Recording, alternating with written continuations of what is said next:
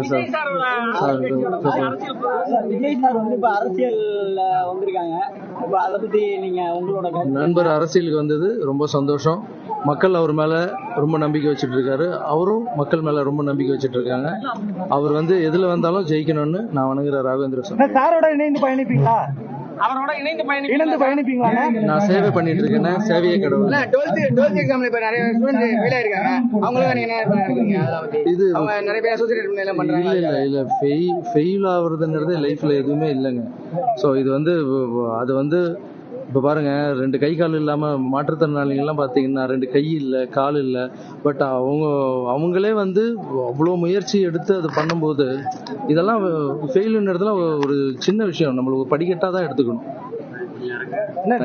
Vijay sir 12th 3 rank எடுத்தவங்களுக்கு honour பண்றாங்க. நீங்க ஏதாவது பிளான் வச்சிருக்கீங்களா? பார்த்து பண்ணலாம். தேங்க்யூ.